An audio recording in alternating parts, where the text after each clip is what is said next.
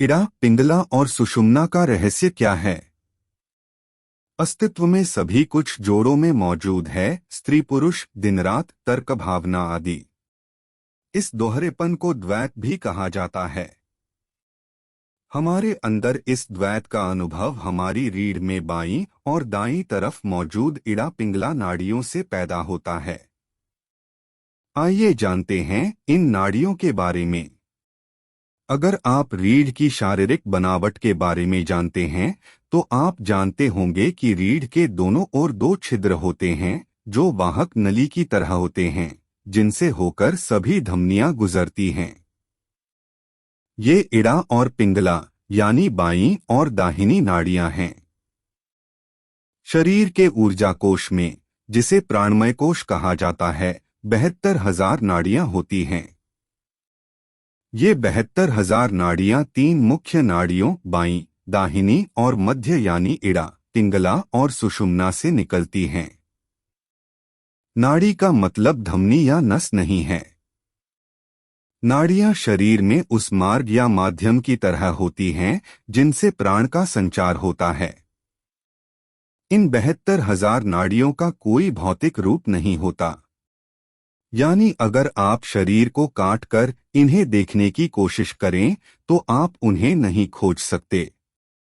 लेकिन जैसे जैसे आप अधिक सजग होते हैं, आप देख सकते हैं कि ऊर्जा की गति अनियमित नहीं है, वह तय रास्तों से गुजर रही है। प्राण या ऊर्जा 72,000 अलग अलग रास्तों से होकर गुजरती है।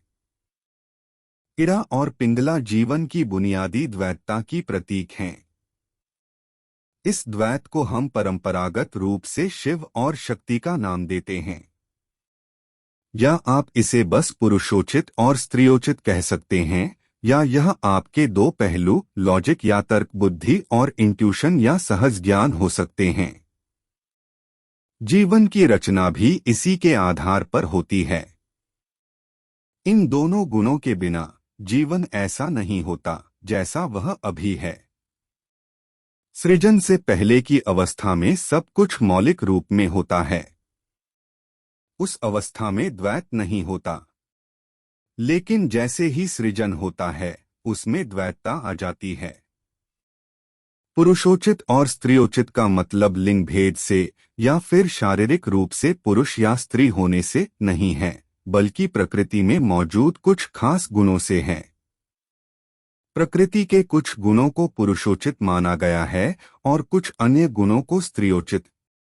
आप भले ही पुरुष हों, लेकिन यदि आपकी इड़ा नाड़ी अधिक सक्रिय है तो आपके अंदर स्त्री प्रकृति यानी स्त्रियोचित गुण हावी हो सकते हैं। आप भले ही स्त्री हों, मगर यदि आपकी पिंगला अधिक सक्रिय है तो आप में पुरुष प्रकृति यानी पुरुषोचित गुण हावी हो सकते हैं। अगर आप इड़ा और पिंगला के बीच संतुलन बना पाते हैं तो दुनिया में आप प्रभावशाली हो सकते हैं। इससे आप जीवन के सभी पहलुओं को अच्छी तरह संभाल सकते हैं। अधिकतर लोग इड़ा और पिंगला में जीते और मरते हैं, मध्य स्थान सुषुम्ना निष्क्रिय बना रहता है। लेकिन सुषुम्ना मानव शरीर विज्ञान का सबसे महत्वपूर्ण पहलू है। जब ऊर्जा सुषुम्ना नाड़ी में प्रवेश करती है, जीवन असल में तभी शुरू होता है। सुषुम्ना नाड़ी को कैसे जागृत करें? वैराग्य का गुण होता है सुषुम्ना में। मूल रूप से सुषुम्ना गुणहीन होती है, उसकी अपनी कोई विशेषता नहीं होती। वह एक तरह की शून्यता या खाली स्थान है। अगर शून्यता है तो उससे आप अपनी मर्जी से कोई भी चीज बना सकते हैं।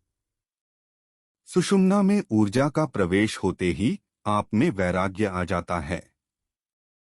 राग का अर्थ होता है रंग। वैराग्य का अर्थ है रंगहीन, यानी आप पारदर्शी हो गए हैं। अनुलोम विलोम प्राणायाम की विधि से दोनों नासिका छिद्रों से बारी बारी से वायु को भरा और छोड़ा जाता है। अभ्यास करते करते एक समय ऐसा आ जाता है जब चंद्र और सूर्य नाड़ी से समान रूप से श्वास प्रश्वास प्रवाहित होने लगती है। उस अल्पकाल में सुषुम्ना नाड़ी से श्वास प्रवाहित होने की अवस्था को ही योग कहा जाता है। अगर आप पारदर्शी हो गए तो आपके पीछे लाल रंग होने पर आप भी लाल हो जाएंगे।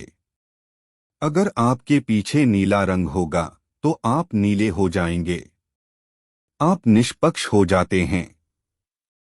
आप जहां भी रहें आप वहीं का एक हिस्सा बन जाते हैं, लेकिन कोई चीज आपसे चिपकती नहीं।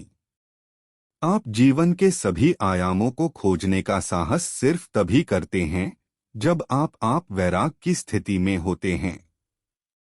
अभी आप चाहे काफी संतुलित हों, लेकिन अगर किसी वजह से बाहरी स्थिति अशांतिपूर्ण हो जाए तो उसकी प्रतिक्रिया में आप भी अशांत हो जाएंगे, क्योंकि इड़ा और पिंगला का स्वभाव ही ऐसा होता है। अगर आप इड़ा या पिंगला के प्रभाव में हैं तो आप बाहरी स्थितियों को देखकर प्रतिक्रिया करते हैं।